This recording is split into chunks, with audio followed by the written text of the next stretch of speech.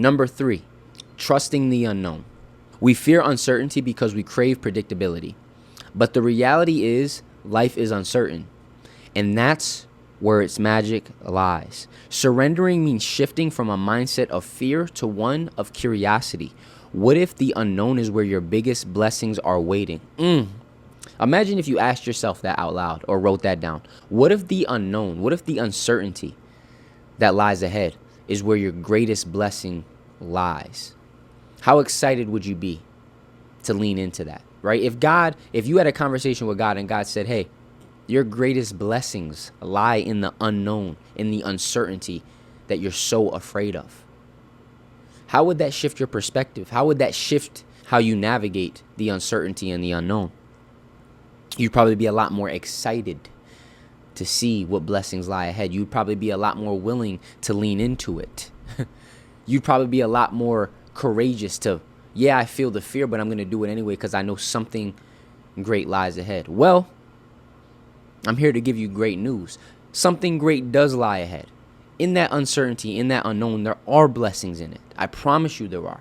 Anytime I've leaned into the unknown or to uncertainty with curiosity, with an open heart and an open mind, and allowed God to work, the greatest blessings have came into my life, right? But when you allow fear to cloud your judgment and you operate from that fear, it makes you start to move in a way that's closed off. It makes you start to move in a way that's restricted, contracted.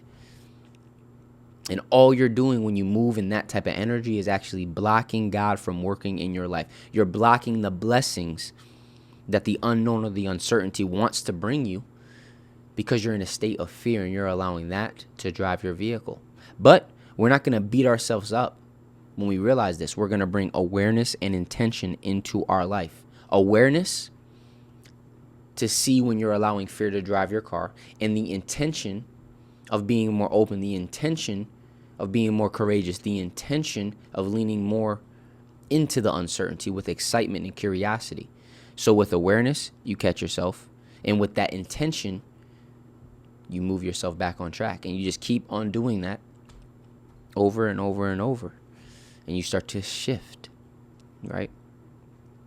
It says the unknown is where transformation happens. If everything was predictable, nothing would ever change and you would never grow. Growth comes from uncertainty. Growth comes from leaning into the unknown, stepping out of your comfort zone, stepping out of what's known into the unknown. That's where growth happens, right? If you knew how everything was going to go, if everything was predictable, what would this life even be about? Where would the excitement be? Where is the excitement in knowing exactly how everything's going to go in your life? Where is the excitement in that? Where is the excitement in going to a movie where you know exactly everything that's going to happen? Where is the excitement? So when you shift your perspective on these things, the way you navigate them changes, right? So when you shift your perspective on uncertainty and the unknown, you'll start to embrace them with an open heart. You'll start to trust in the unknown rather than fear and run away from the unknown, right? And understand that through it all, you have the whole hand of God on you, guiding you through it all. What do you have to fear? If God is for you, who can stand against? What can stand against? Absolutely nothing. So, yeah, that uncertainty might be scary. Yeah, stepping into the unknown might bring you those emotions and feelings of fear. But it's okay to feel that way. Remind yourself, God is guiding me through all of this. And I trust that everything is happening for my highest good. I just need to lean into it with the right perspective. I need to lean into it with the right energy. I need to lean into it with faith, with curiosity. When you trust life, you start seeing challenges as invitations rather than obstacles. Uncertainty is an opportunity, not a threat. Uncertainty is an opportunity, not a threat. Uncertainty is an opportunity, not a threat. Whenever uncertainty arises in our life, we're so quick to view it as a threat because, like I said, we're allowing fear to be the driving force of our life. If you allow fear to drive your vehicle, every time uncertainty comes up, you're going to feel like it's a threat. But when you shift from fear to faith, you start viewing uncertainty as an opportunity. And it's going to change everything because now you start leaning into it with excitement. You start leaning into it with curiosity. The fear could still be there, right? But now, rather than viewing fear as such a negative thing, you start viewing fear as a signal to lean into this thing, because I know that this is where the growth is. Usually the things that we have the most fear about lead to the most growth in our life when we lean into them, right? So rather than viewing fear as something to stop, you view fear as a guide, as a signal to lean into it, right? So, okay, I feel fear about this thing. I feel fear about the uncertainty that lies ahead. So what I'm going to do is I'm going to lean into that with faith. Man, I'm going to lean into that with faith. I'm going to allow faith to be the driving force through what I'm fearful about. I'm going to allow faith to be the driving force through the unknown, through the uncertainty that lies ahead.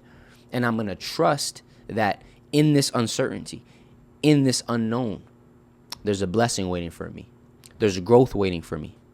God is guiding me through it all.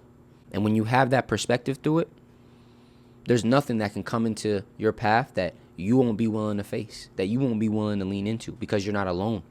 And you have everything you need within yourself to navigate it. God has given you every single thing that you need within yourself. It's just about us cultivating those things that are already right here. Faith and fear are both different energies that you can step into, right? And emotions are energy in motion. Energy in motion. We are energetic beings. So, depending on the energy that you cultivate within yourself, you're either going to be moving in an energy of fear or an energy of faith. But it all stems from stuff that you already have within yourself, right? Trust in it. Go down that path of cultivating the aligned energy within yourself. Some tangible steps. Reframe fear as excitement. When you're anxious about an unknown situation, tell yourself, this is exciting. I am stepping into a new opportunity. This simple shift changes your energy. So when fear arises, so does excitement. When fear arises, so does excitement, because I know where fear is, there's my task. And when I lean into fear, I get blessings. I get more opportunities. I get more growth. So I'm excited for it. So reframing fear as excitement changes everything. So now when I feel fear, I say I'm excited. I don't say, oh, I'm scared. No, I'm excited. I'm excited. We're excited for the growth that lies ahead, y'all. Take one small risk weekly, whether it's starting a conversation with a stranger or trying a new experience. Do something weekly that puts you in the unknown so you build trust in yourself.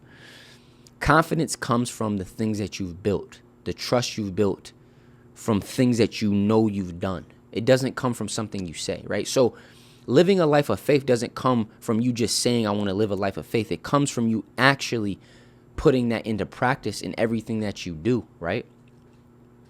So one of the ways that I built confidence with talking to people, with, stepping out of my comfort zone, was I challenged myself literally. Like, I still do it to this day. I don't always do it, right? But I have the intention in my mind to do it. Whenever I'm out, whether I'm standing in line, whether I'm at the grocery store, whatever it may be, like, I'm constantly searching out opportunities to talk to a stranger, even if it's a small interaction, even if it's, oh, what do you think about that product or whatever it may be. I remember one time I was in Panera, and this is how things can happen, y'all.